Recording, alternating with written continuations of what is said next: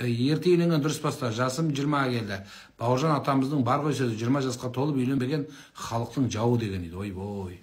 Сен Бауыржан атамыздың замандағы 20 жастағы бала, ол кәдімгі азаматтың азаматы болған. Неше жастан үйленуге болады деген адамнан мен сұрайым. Сіз сағат қаншаға дейін ұйықтайсың деймін.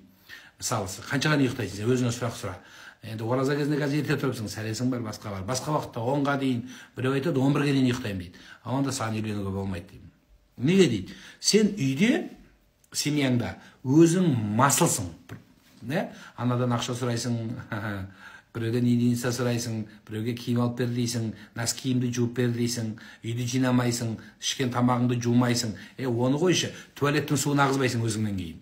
Сондай болып тұрып, өзің сен сондайсың. И сондай тағы бір адам алып келесің үйге.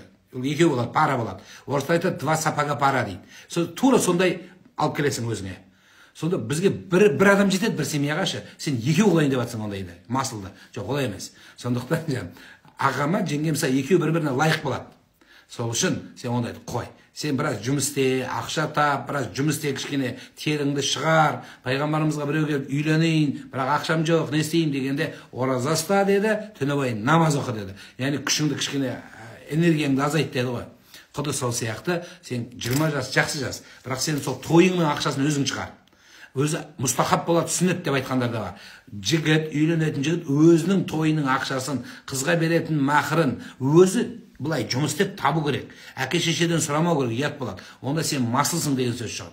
Түсінікті? Сен өзің жақсылап жұмыс істе. Желательно қара жұмыс істе. Қара жұмыста пәре жоқ, взятка жоқ. Анаған беріп, маған шешіп берші деген болмайды. Өзің барып қара жұмыс істе. Қандай қара жұмыстар бар істесең, анау құл базарда қояды бізде қазақтан. Бәрі тұрады дейді, жұмыс бар ма деп. Сол жерге егер сен түссең, ал өмірім менің ондайға түспейді деген. Мына жерде не бір мықты жігіттер отыр. Кенжебекті көріп қалдым Мұзарттағы. Өтпеген қорлықтары жоқ. Бәрін өмірлерін тыңдап көрсең, журналистерге берген сұхбатын жылап тұрып айтады. Бір уақытта нан таппай қалдым